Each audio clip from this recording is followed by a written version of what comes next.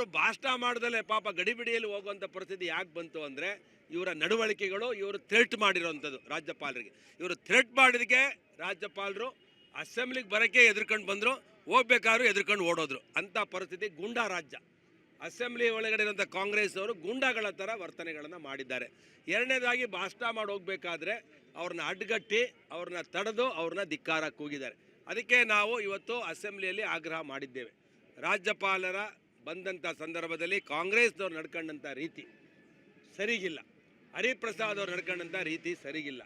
ಅವರು ಇಂದಿನ ದಿನಗಳನ್ನು ನೆನೆಸ್ಕೊಳ್ತಾ ಇದ್ದಾರೆ. ಹರಿಪ್ರಸಾದ್ ಅವರು ಇಂದಿನ ದಿನಗಳು ಹೇಗಿತ್ತು ಅಂತ ಹೇಳಿ ಅವ್ರನ್ನೇ ಕೇಳಬೇಕು. ಅವ್ರು ಹಿಂದೆ ಹೇಗಿದ್ದರು ಅನ್ನೋದನ್ನು ಇವತ್ತು ಅಸೆಂಬ್ಲಿಯಲ್ಲಿ ತೋರಿಸಿದ್ದಾರೆ. ಅದರಿಂದ ನಾನು ಈ ಘಟನೆಯನ್ನು ಖಂಡಿಸ್ತೇನೆ. ಏನು ಜಿ ರಾಮ್ಜಿ ಬಿಲ್ ಇವತ್ತು ಮಂಡನೆ ಆಗಿದೆ, ಪಾರ್ಲಿಮೆಂಟಲ್ಲಾಗಿ ಬಿಲ್ ಆಗಿದೆ, ಅದನ್ನು ಎಲ್ಲರೂ ದೇಶದಲ್ಲಿ ಒಪ್ಪಿದ್ದಾರೆ. ಪಾರ್ಲಿಮೆಂಟ್ ಸದಸ್ಯರು ಎಲ್ಲ ರಾಜ್ಯಗಳು ಅನುಷ್ಠಾನ ಮಾಡ್ತಾರೆ. ಈ ಕಾಂಗ್ರೆಸ್ ಸರ್ಕಾರ ಇವತ್ತು ರಾಜ್ಯದಲ್ಲಿ ಭ್ರಷ್ಟಾಚಾರ, ಅತೀಗವಾಗಿ ಭ್ರಷ್ಟಾಚಾರ ಇದೆ. ಇವತ್ತು CL7 ಲೈಸೆನ್ಸ್ ಕೊಡೋಕ್ಕೆ 2.5 ಕೋಟಿ, ಅಂದರೆ ಇವತ್ತು ಎಲ್ಲ ಬೆಲೆಗಳನ್ನು 2.5 ವರ್ಷದಲ್ಲಿ 20 ಬಾರಿ ರೈಸ್ ಮಾಡಿದ್ದಾರೆ, 20 ಬಾರಿ ಏರಿಸಿದ್ದಾರೆ. ಭ್ರಷ್ಟಾಚಾರ ತಾಂಡವಾಡ್ತಿದೆ, ಕಾನೂನು ಸುವ್ಯವಸ್ಥೆ ಹದಗೆಟ್ಟಿದೆ. ಅಂದರೆ ಎಲ್ಲ ರೀತಿಯಲ್ಲಿ ಸರ್ಕಾರ ಇವತ್ತು ಜನರ ಪಾಲಿಗೆ ಸತ್ತೋಗಿದೆ. ಅದರಿಂದ ಇವೆಲ್ಲವನ್ನು ತಪ್ಪಿಸೋದಕ್ಕೆ, ಕೇಂದ್ರ ಸರ್ಕಾರವನ್ನು ಮೇಲೆ ಗುಬೆ ಕುಣಿಸೋದಕ್ಕೆ ಪದೇ ಪದೇ ಶ್ರೀರಾಮನ ಹೆಸರು ಹೇಳ್ಬಿಟ್ರೆ ಅವರು ಇಡೀ ಕರ್ನಾಟಕದಲ್ಲಿ, ದೇಶದಲ್ಲಿ ರಾಜಕಾರಣ ಮಾಡ್ಕೊಂಬಂದಿದ್ದು ಬರೀ ಗಾಂಧಿ, ನೆಹರು, ಇಂದಿರಾ ಗಾಂಧಿ ಹೆಸರಲ್ಲಿ 400 ಯೋಜನೆಗಳಿಗೆ ಇಂದಿರಾ ಗಾಂಧಿ ಮತ್ತು ನೆಹರು ಹೆಸರನ್ನು ಇಟ್ಟಿದ್ರು. ಇವತ್ತು ರಾಮನ ಹೆಸರು ಕೇಳೋದಕ್ಕೆ ಇವರಿಗೆ ನಿದ್ದೆ ಬರ್ತಿಲ್ಲ. ರಾಮನ ಹೆಸರು ಕೇಳಿದ್ರೆ ಈ ಸರ್ಕಾರಕ್ಕೆ ಬರೀ ಅಲ್ಪಸಂಖ್ಯಾತರು ಮತ್ತು ಬಡವರನ್ನ ಶೋಷಣೆ ಮಾಡ್ಕೊಂಡೇ ಈ ಕಾಂಗ್ರೆಸ್ ಸರ್ಕಾರ ಬಂದಿದೆ.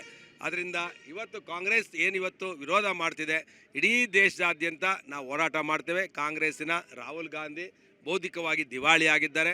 ಅವ್ರಿಗೆ ಯಾವುದೇ ವಿಷಯಗಳು ಈ ದೇಶದಲ್ಲಿ ತಗೊಳ್ಳುವಂಥದ್ದು ಯಾವುದೇ ವಿಷಯಗಳಿಲ್ಲ, ಜನಪರವಾಗಿರುವಂಥ ವಿಷಯಗಳಿಲ್ಲ. ಅವರು ದೇಶ, ಅಂತಾರಾಷ್ಟ್ರೀಯ ಮಟ್ಟದಲ್ಲಿ ಭಾರತದ ಮರ್ಯಾದೆಯನ್ನು ಪದೇ ಪದೇ ಕಳೀತಾ ಇದ್ದಾರೆ. ನಮ್ಮ ದೇಶದ ಮೇಲೆ ಇಲ್ಲದೇ ಇರುವಂಥ ವಿಷಯಗಳನ್ನು ಪ್ರಸ್ತಾಪ ಮಾಡಿ ವಿದೇಶದಲ್ಲಿ ನಮ್ಮ ದೇಶದ ಮಾನ ಮರ್ಯಾದೆಯನ್ನು ಹರಾಜಾಗ್ತಿದ್ದಾರೆ. ಇಂಥ ವ್ಯಕ್ತಿ ವಿರೋಧ ಪಕ್ಷದ ನಾಯಕ ಆಗಿರೋದು ಈ ದೇಶದ ದುರಂತ ಅಂತ ನಾನು ಅನ್ಕೊಂಡಿದ್ದೇನೆ, ಕಾಂಗ್ರೆಸ್ ಪಕ್ಷದ ದುರಂತ ಅಂತ ಅನ್ಕೊಂಡಿದ್ದೇನೆ. ಈಗ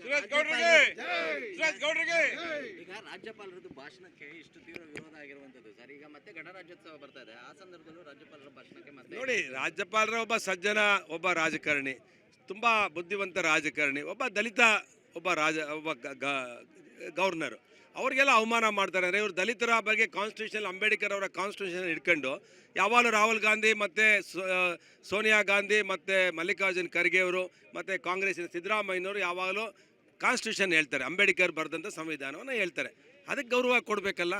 ಅದಕ್ಕೆ ಗೌರವ ಕೊಡೋದಲ್ಲಿ ರಾಜ್ಯಪಾಲರಿಗೆ ಸಂವಿಧಾನದಲ್ಲಿರುವಂಥ ಗೌರವ ಕೊಡೋದಲ್ಲೇ ಇದ್ಮೇಲೆ ಇನ್ನು ಈ ಕಾಂಗ್ರೆಸ್ ಸರ್ಕಾರ ಇದ್ರೆಷ್ಟು ಸತ್ರೆಷ್ಟು.